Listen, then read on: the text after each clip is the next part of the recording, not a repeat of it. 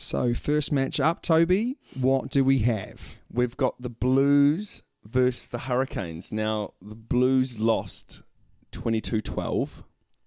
Yeah. This was a really... If I was Liam McDonald, I would be so frustrated with the Blues. They, for 90% of the game, played better than the Hurricanes. I know, I'm just looking at the stats here. Meters, 589 to 292. I mean... Carries, 117 to 74. It's like, what? Missed tackles. The Blues missed 10 tackles. The Hurricanes missed 21 tackles. I mean... That's ridiculous, eh? I mean, you know, I'm a closet Blues supporter. I mean, I love the Hurricanes as well. You're in the closet for a lot of things, mate. I love the Hurricanes. And, I mean, Bowden Barrett single-handedly, for a lot of it, dug them out of some holes there and got a great But he showed his class, didn't he? Yeah, and he got a great try as well. Yeah. That kind of took the game away from the Blues. But, you know, they got themselves down there. They kicked for the corner. They had the line out. They'd make a stupid mistake. But again, mate, is it one of those things they've forgotten how to win? I mean, they really went for... I mean, there was the referee in this game, Ma Nonu, has got over the line. He's got the ball down over the line. Yeah. The referee has got to check it, and he just went, nah. Did he say held up? He said short of the line. He said, you took too long, whatever. But because Nonu said to him, didn't he? The Nonu was check it. I got it down over the line. And although on TV it didn't actually show, they actually didn't actually show the full thing.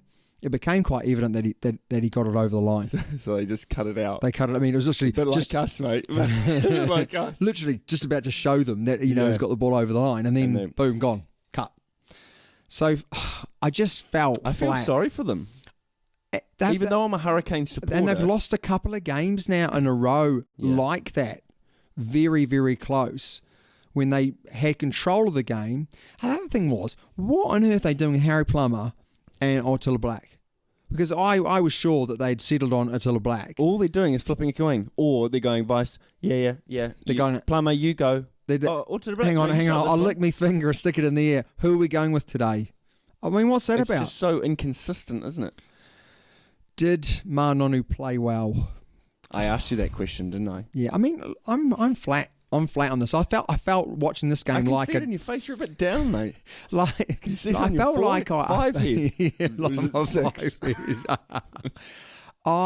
felt like I did against the Crusaders, where they were just missing golden opportunities, and they just rushed everything when they didn't need to rush it. And I think you're right. They've forgotten how to win. They've forgotten what to do in the last 22 metres when they've got the ball. They've got to be more patient, all those things. I'm sure that they're being told that. I'm sure they've been coached that. It's one thing to be told it and another thing to do it. So I think the Hurricanes were lucky to win it. And I think the Blues... But the scoreline tells you almost a different story, doesn't it? Yeah, I mean, if you take away that try that Bowden Barrett scores, the intercept try, it's a tight game. Yeah. And it was only the last 10 minutes that it was, boom, it was too much for the Blues. Yeah. I think the Hurricanes will I tell you what, I'm worried for the Hurricanes. They've got quality, but they're not playing well. No, they're not. Right, not mate. Playing well at all. Second game of the weekend was the Rebels versus the Reds. RR.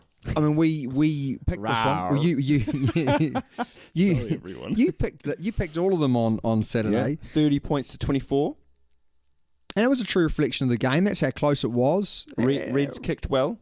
Yeah, but I just think the Rebels just had a little bit more quality, as we said. I thought the Rebels were going to win a bit bit more comfortably. Yeah. But it was a really hard fought Australian derby match, and it probably, deserved that result. I think the Rebels were just that little bit better, and they were that little bit better on the, and they did kick a goal right at the end to get it within, so they got the losing bonus point, the Reds.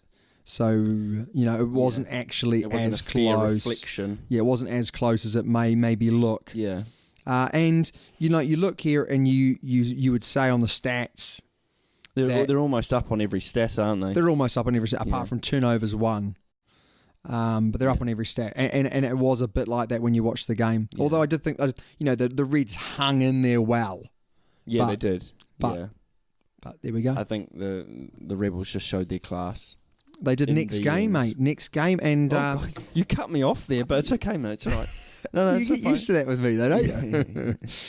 So the Bulls versus the Crusaders. And I thought the Bulls started the game really, really well. They play. I mean, they really. I say that the South African teams don't play with a lot of going wide, a lot of expanse, but they really, really were up for this game. A lot of supporters in the stadium. It was because they paid $2 for it. $2 But a ticket. can I just say, this is the Crusaders of old. This was the Crusaders of old. Yeah, absolutely. They played so well, and they pretty much got everything right. Richie Mwanga. Oh, he had a class game, mate. He melted my heart. I tell you what, though. Speckman is absolute quality. And I had a look straight after the game. The number of touches the Crusaders wingers had was 3 times the number of touches the Bulls wings had. The thing is that if your wingers are scoring tries, you're a good team and you're doing a good job. Oh, absolutely, yeah. And Severis. 3, mate. Again. Oh, yeah. And his and then Speckman, high catch, his high catch to score. He barely got off the ground. He's only about 5 foot as well. I don't think actually it was Severis's best game either, but that try was something special. Yeah. Good open rugby.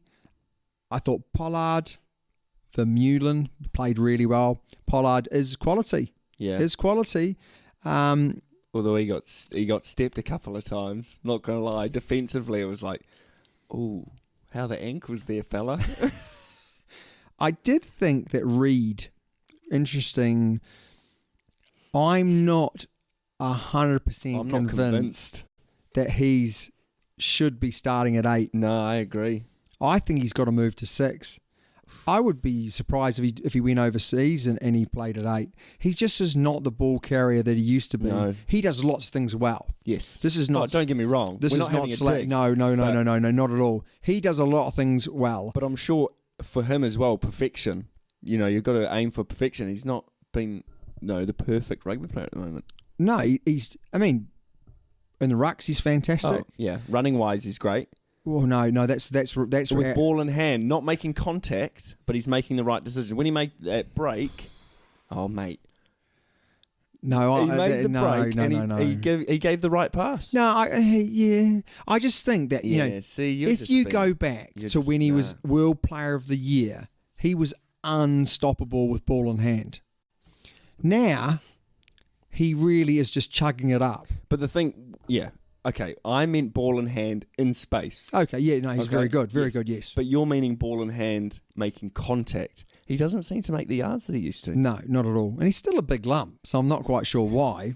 He's not making those yards. Maybe it's just a slight lack of pace that he doesn't have anymore. He's not like electric off the back of the scrum. No, yeah, that's right.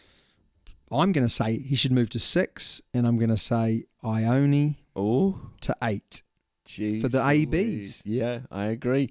But also Whitelock, he's playing well down in for the Highlanders. Yeah, no, you're right. You're absolutely right. Yeah, at 8. He played 6. Yeah, on the weekend. Absolutely. So you can move from 8 to 6. And he's a strong carrier too. Yes, you're right. So. There was one point in the game, and I know the Crusaders went on to win comfortably, so everyone's just going to say, just shut up and move on to the next game. Yeah, that's what I'm about to say. but it was 6 points to 26. Okay. And the Crusaders had a penalty right in front of the posts. At this point, I'm like, right, take your points. And if they took their points, then they would have been more than 3 converted tries away from the Bulls. They didn't take their points. They kicked for the corner and they lost that driving maul. My question is, why? Why didn't they take their points? Because if they took their points, they were almost guaranteed to win by not taking their points. They were guaranteed to win anyway. They were, mate. They weren't. The Bulls were really good on Saturday.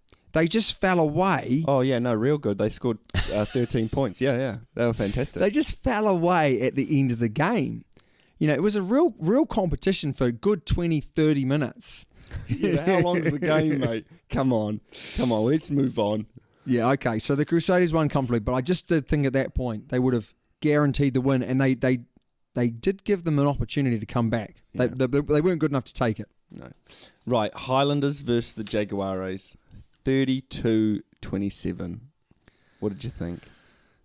Well, the Jaguares played like the Jaguares can. They can have some absolutely unbelievable moments in the game, but then they can really just have some terrible decisions at times. Definitely. Lose control, the ref force wasn't the on pass. Their side though either, was it? The referee, the last 15 minutes. I did watch it now. I went and watched it back after a few comments that came through. There's nothing that sort of was really bad or obvious, but I think he wasn't on top of his game in the last 15 minutes. Yeah.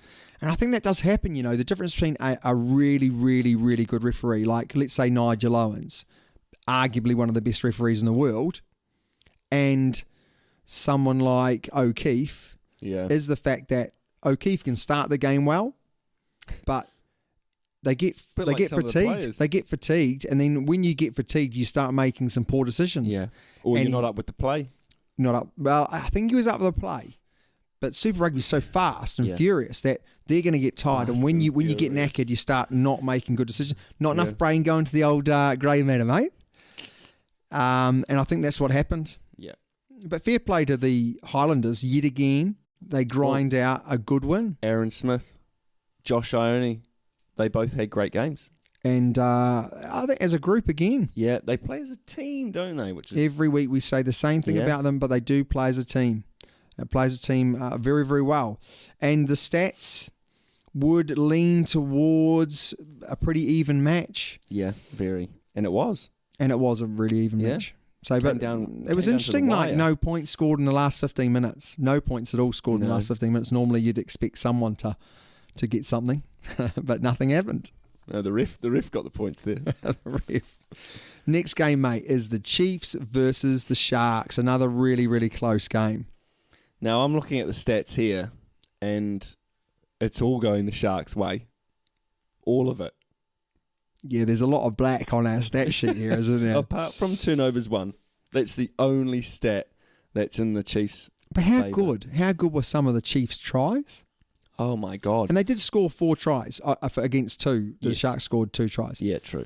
You know, and the Sharks have become the team that do just kick at goal to get their points, which, again, they did. But you got to score more tries. Yes, obviously, mate. And Ione is doing very, very well with his boot. You know, so he's scoring. Whoa, you look at me. Yeah. Josh Ione. Mate, it's a different game. You are village. Ladies and gentlemen, that is the definition of village. He's talking about Mackenzie. Yeah, I'm talking about Mackenzie. Great break, great pass, lead to the try from Mackenzie. You suck. But also, try of the season so far. Really? Do you reckon try of the season so far? It was great. Oh, actually, the Waratahs scored a great try. I take that back. Yeah, but it was a good game. It was a tough game, and I'm glad that the Chiefs found the winning recipe. I also loved Alex Nankerville's break at the end. I mean, we have mentioned him before.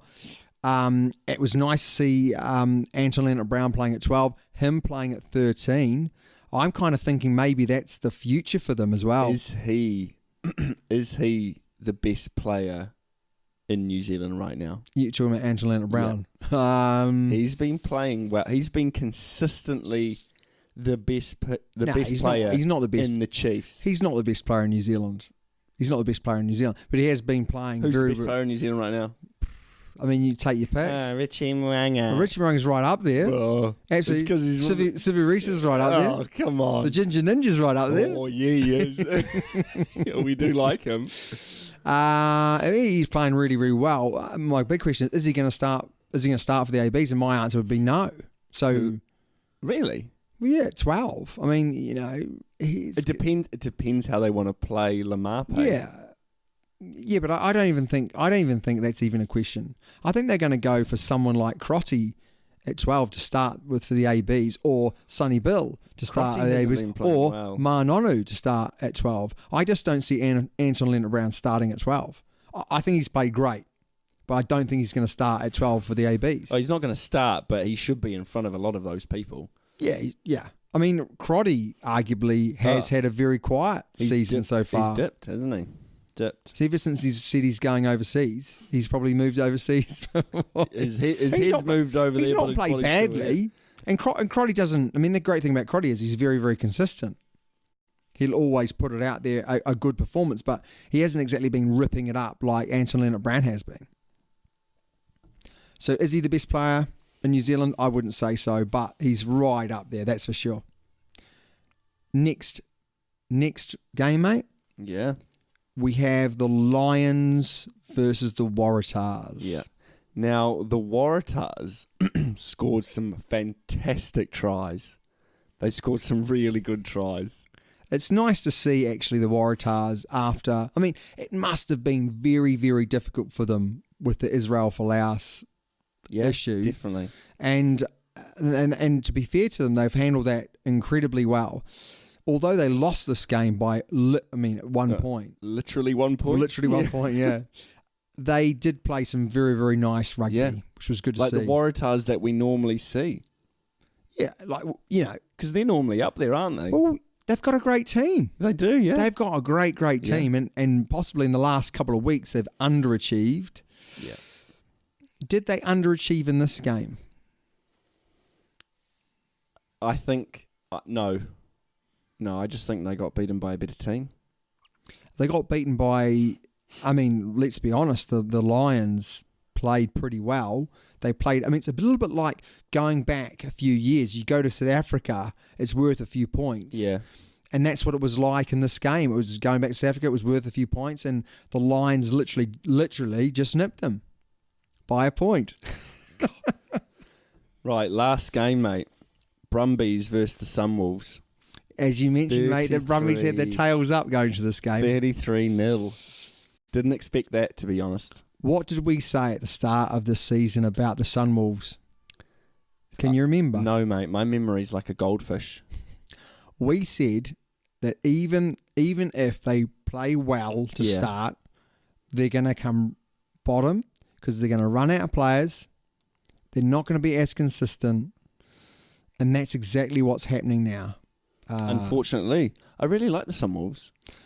Yeah, but when you've got a roster of players where you've got kind of maybe 20, you're going to have a problem, aren't you? Oh, definitely, yeah. Whereas, most Super Rugby have a roster of 30. And even then, if you have a bad injury, you're going to struggle. Yeah. They've got 20 at the best. So it's a tough one. They're always going to struggle. They've actually surprised me how well they've done with some of the injuries they've had. But 33 points to 0 was it's a drumming. Was a drumming, yeah. It was a really kick in the teeth. That's a good one. That's made you speechless. Ladies and gentlemen, he is laughing his pants off. No, I'm not. It was interesting when you look at the stats is that, look at the metres. 630 metres to the Brumbies, Random 243. But the carries... They galloped away with it. 118 to the Sunwolves and 84. So there are some things in there. But, oh, crikey. Tackles missed 9 to 16. Yeah. It was just a bit depressing, wasn't it, if you're a Sunwolf? I mean, we love the Sunwolves, and it was a bit depressing. We've maybe come to expect a bit more from them this year, but maybe we're expecting too much. Yeah. But that's the roundup of this week's games. There were some great games out there. For me, the Waratahs game that was great. Was the best game. Yeah. It had everything you want from a game of rugby.